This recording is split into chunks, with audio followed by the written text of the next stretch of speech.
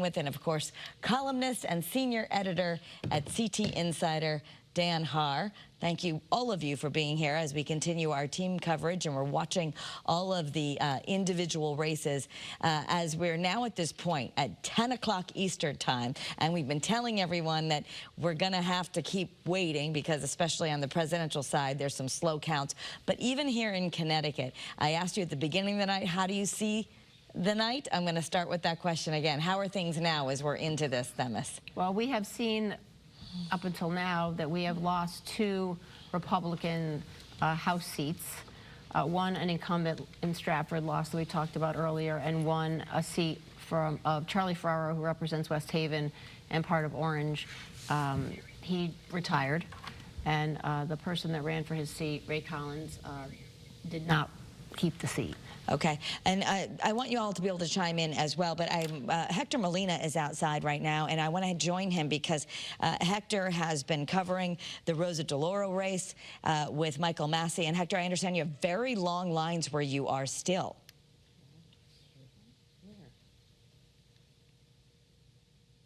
Hector, can you hear me?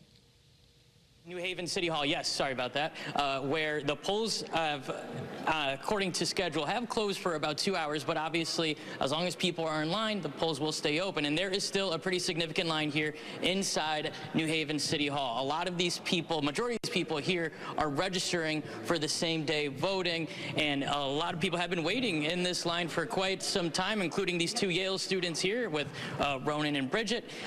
Guys, thank you for being willing to speak with us. You know, tell us what brought you guys here and how long you've been waiting in line. Well, I was in the library, and I decided with 5 minutes to go I would sprint over out of principal and just get in a vote. Yeah, we've been here for like 2 hours, but yeah, it's all good fun, good experience. And just what's it been like, you know, waiting 2 hours? I'm sure you were able, at first you thought you were going to sneak in right before 8 o'clock, but here we are almost 10 o'clock, and here we are. Yeah, it's definitely been a long time, but I don't know. It could be worth it at the end of the day once we get the vote in. So, has anyone come out to talk to you guys and tell you, you know, what's going on or trying to move the process along? Yeah, they were good. They were pretty communicative and thankful that we came. A guy came around with some pizza. Bridget ordered some food. People are posted up. There's water. It's good vibes, yeah. And did people tell you once you registered to vote, you could cast your ballot here, correct? Yeah. That's what they told you, so you don't have to go anywhere else. Yes. That's good. At least you're waiting for the right thing. Gotcha. Awesome. Well, thank you guys for speaking with us, and we're going to continue to work about any polling issues and everything else going across the state. But for now, we're live in New Haven. Hector Molina, Channel 3, Eyewitness News. Hector, thank you. And yes, at New Haven City Hall, that is the rule. If you get in line before 8 o'clock, they promise you will be able to vote, and trusting that they've got pizza and water. Let's now head out to Susan Raff. She's been in the 5th District, where there's a rematch. The most contentious race we really have here that we're watching in Connecticut, Representative Johanna Hayes and Republican challenger George Logan. Susan, how's it going?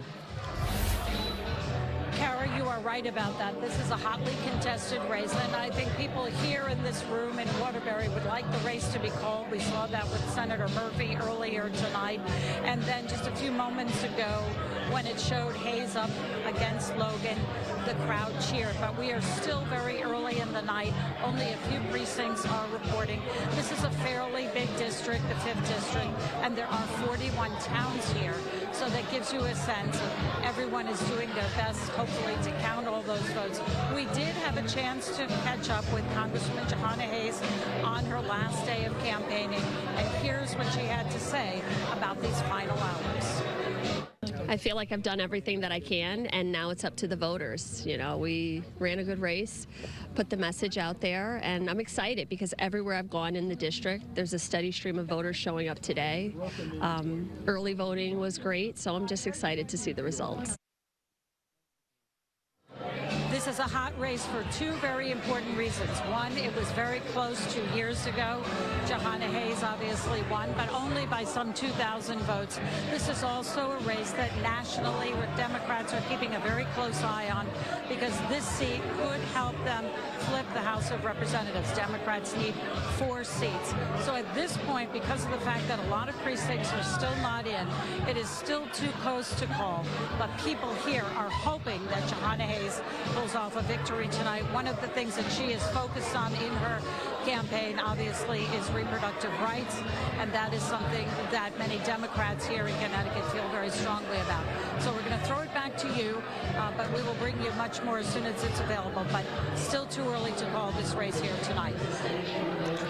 Susan, thank you so much, and I know we'll continue to focus on that angle with you, but I want to go out now as we cover the counterpart, because Matt McFarland has been covering the George Logan campaign, although things have changed there a little bit, because Matt, you mentioned he sort of broke with tradition. There is no party watching with supporters.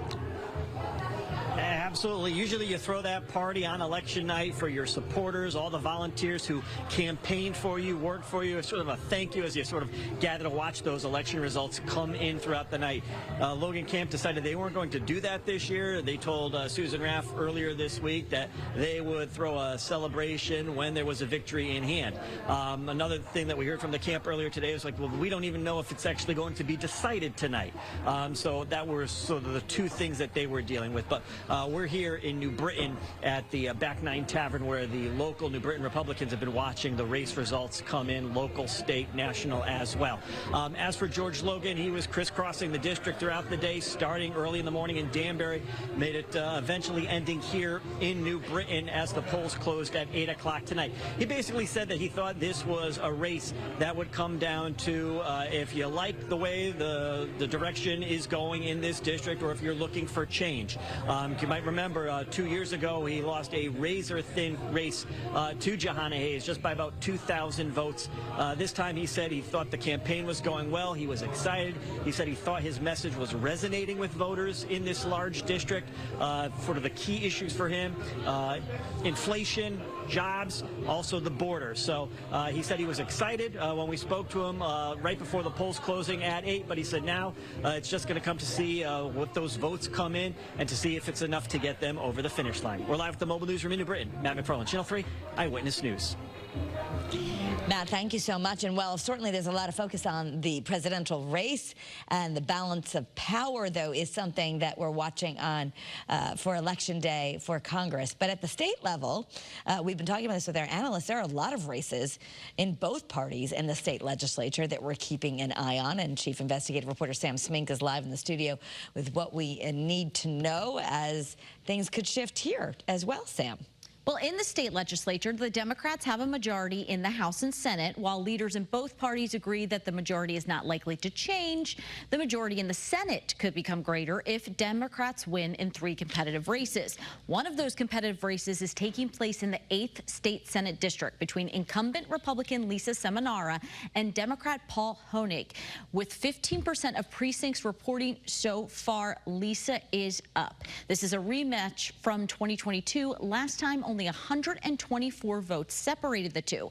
Now, Democrats are hoping to flip a key state Senate seat in Greenwich, Stamford, and New Canaan. Incumbent Republican Ryan Fazio is running against Democrat Nick Simmons. Now, with 65% of precincts reporting so far, Simmons is in the lead. The seat went Democratic in 2018 after a century in Republican hands, but went back to Republican control in 2021 when Fazio was elected. Incumbent Republican Tony Wong is facing challenger Rob Blanchard.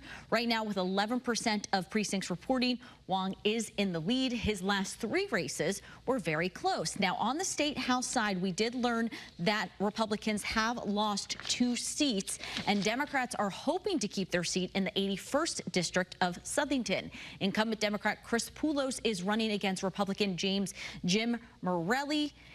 Representative Poulos won his seat by 1 vote in 2022. At last check, those votes have not come in. Those precincts have not been reporting there. A race that Republicans are hoping to overturn in the House is the race for representative in Torrington, where incumbent Deputy Speaker Michelle Cook faces a challenge from Republican Joe Canino. Right now, with 25% of precincts reporting, Canino is in the lead. We are watching these races closely, and we'll have more information as the night goes on. I wanted to also bring up the 149th House District in Greenwich and Stamford. Right now, Tina Corpus is slightly leading incumbent Rachel Khanna with 71% of precincts reporting. Sam Spank, Channel 3 Eyewitness News. Okay, Sam, thank you so much. Lots to take in, but I know you're, depending on what the news was, I could see whether Jimmy Dickey or Themis Claridis was smiling.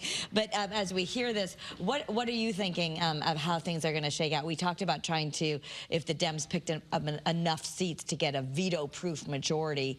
Themis, do you think that's not going to happen? I can't see that happening in the House. It's been the concern in the Senate, but what we're seeing with Tony Wong being ahead, Ryan Fazio is behind now, but of course all results aren't in. So you know, it's with all the early voting now, I think you really have to wait till all the results are in. I think things could flip-flop in either direction. Yeah, especially when we're seeing those margins. I mean, we're talking about less than 200 votes separating. We've been talking about that all night, about how the votes can be so different in local elections with such small margins. These are AP results that she just was talking about, and we have AP on our home site, on our websites as well. Some of what we've been talking about tonight is people giving us more updated, later results. Okay. So the Senate race between Tony Wong and Rob Blanchard, what we gave was more updated than what AP is reporting. So, and your update, just in case people are joining us? Well, our update was that Senator Wong's lead is holding up strongly. But that doesn't mean it's a done deal. 2 years ago it would have, but this year with 750,000 or 740,000 or 15 early votes, those could be Democrat. Yeah. So, especially just to let everyone know, also the biggest polling place in Torrington has shut down because of the tabulators not working, and they're going to hand count those. So that's a lot of votes. Right. And with the early voting, it will take some time for all the early votes to be counted. But I'm optimistic about Nick Simmons in Lower Fairfield County, and that might have then that might play a role with the Rachel Khanna district, Representative Khanna. So the better that Nick Simmons does and lifts up that ticket, and if he wins and beats Senator Fazio, that also might help Rachel Khanna, who's a representative in a tougher race. And also to the earlier piece about New Haven. I mean, I was a campaign manager for Rosa DeLauro for many years, and that's not unusual that with so many students in New Haven, because we have same-day registration here in the state of Connecticut, that they can go down and they can register and vote on the same day. And if people are in line, they should stay in line and make sure that their voice is heard and that they vote. Yeah, we heard that Yale student say that, hey, I just got it on a whim, decided to go do it. And, and he wanted to vote, That's so good right. for them. I mean, but to your Greenwich point, I mean, what we're seeing is Nick Simmons is ahead of Ryan Fazio at this point, but we're also seeing Tina Corpus, the nice Greek girl, is ahead of Rachel Khanna in Greenwich. So that's, you know, opposite parties. So we'll see what happens with that. it's a C, isn't it spelled with a C? That's irrelevant to the Greek? whole thing. It's still Ends in an AS. Okay, I thought it was a K if it's Claridis. Claridis, Corpus. We got the Greek theme going. I thought it was like Moldavian. It's the ending, not the beginning. Okay. Got it. How you end. Good. How it ends, just like election night. Just like election night. It's how it ends, not how it begins. Exactly. All right, we're going to go to Channel 3's Stephanie Simoni in the Campaign 2024 desk for an update. Couldn't be more true. It's how it ends, not how it begins. Right, Steph? Yes, yes. We've been looking at this map. Numbers are coming in from the West Coast. Actually, they just called Colorado for Vice President Kamala Harris. Let's take a look at that state. The numbers just came in. It was called very quickly, but this is expected, right? Yeah, this one was expected. Again, Colorado, for the last several elections, has been an early call for Democrats. But here it is, 10 votes for Vice President Harris. Yeah, and so many of these other Western states called for Trump very quickly. The numbers aren't even in, but they know that Montana will go to the Republican. What is very interesting, though, is that Arizona, those numbers are starting to come in. This is a battleground state, 47%, and right now it's very slim. I mean, she's up 16,000 votes with those votes in right now. Yeah, thing to keep in mind, Arizona, this is one of those states like Nevada, heavy mail-in ballots. So this 47 is going to be what's already arrived, the early voting, and the votes in person. So this may be a little bit of a wait to get the full percentage, but it could get called before long. And this is Professor Balsarski, by the way. You've probably been watching us throughout the night. He is our presidential historian with Eastern Connecticut State University. Also, something worth noting. I mean, let's look at the other battleground states right now. Wisconsin, a toss-up. Michigan. Interesting what's happening in Virginia right now, because this went solidly blue for Joe Biden in 2020. And then, so talk to me about the numbers that we're seeing here. These are the cities that are coming in. Virginia is an interesting case, and as we zoom out here from Arlington to the whole state, keep in mind that most of the population of Virginia is consolidated around the D.C. metro, with pockets in the Virginia Beach, Norfolk area, and Richmond. Harris has been catching up all night. That being said, we are at 64%, and she has not yet led. At this point, I would say, memory serves, Biden was ahead at this point in the night, but of course anything can happen 4 years later. Yes, you have a good memory though, remembering that about Biden at 10 o'clock at night on election night. Let's take a look at Georgia. Trump doing very well here right now. He really is. This is not saying this one's a runaway yet, but this is actually a much improved count. 82% is far above where they were 4 years ago. So we can be a little bit more sure where things are going.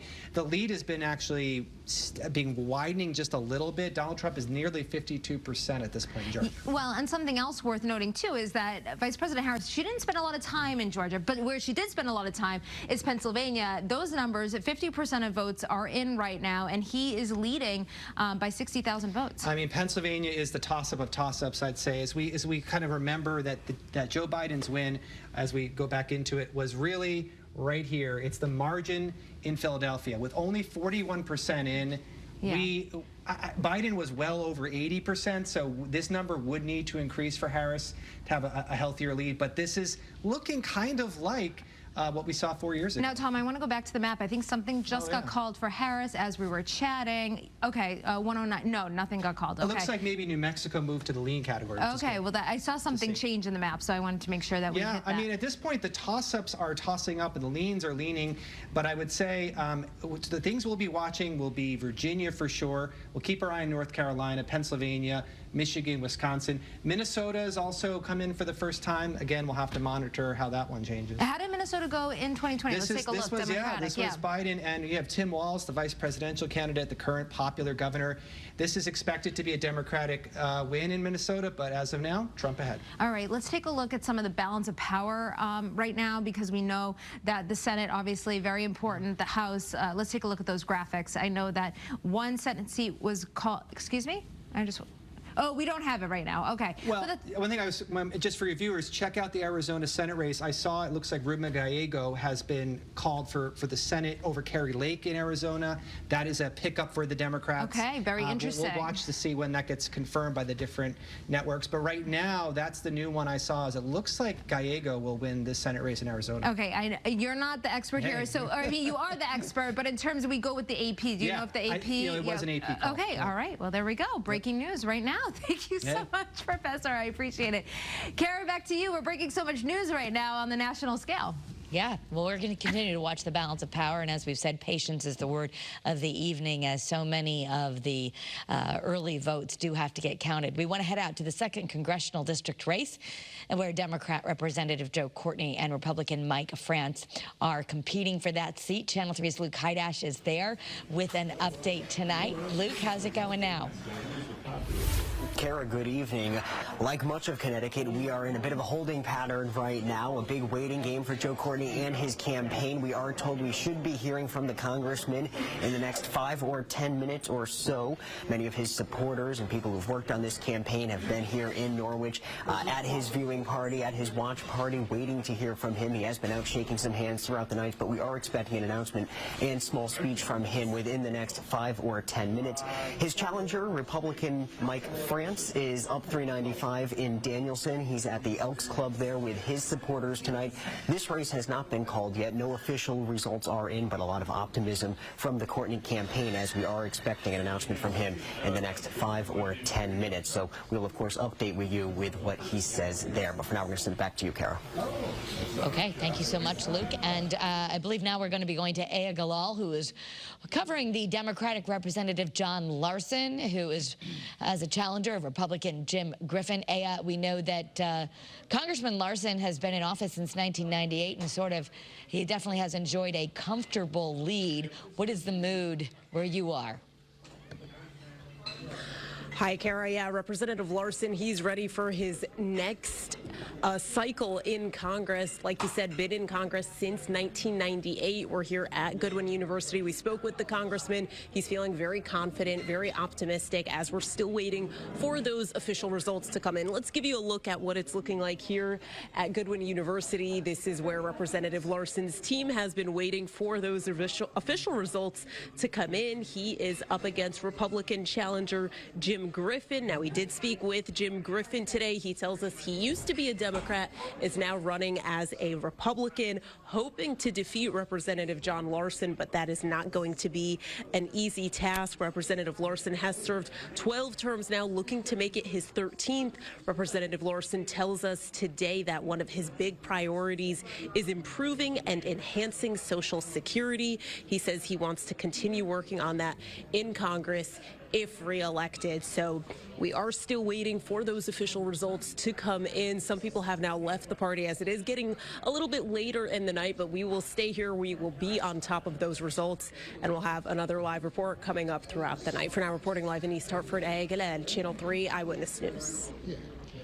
Aya, thank you so much. And we're going to be checking back in with you. We do have to take a quick break, but we're gonna actually, we get some time to do some analysis. This is fun. Okay, so let's as we're watching the AP start to make more of these calls, what you had some predictions earlier. I don't know if you'll go out and say them, but there's some thoughts about what you think is going to happen with the balance of power nationally. Themis, let's start with you.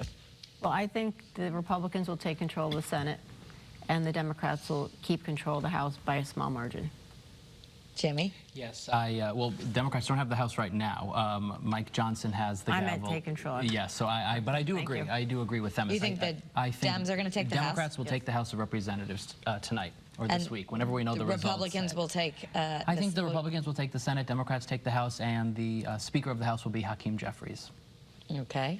Dan Haar, do you want to weigh in on that? Well, no, I mean, we know the Senate is almost entirely likely to go Republican.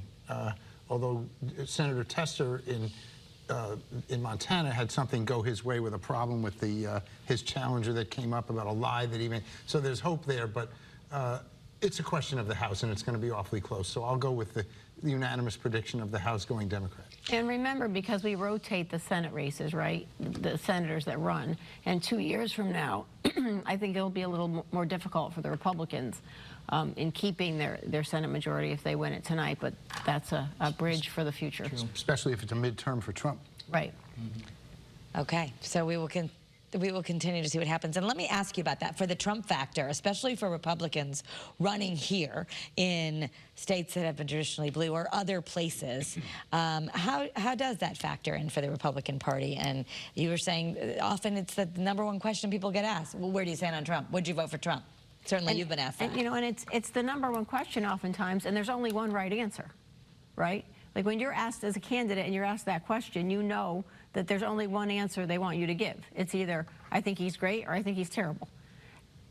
Because depending on what town you're in, what part of the state you're in, they either love him or they hate him.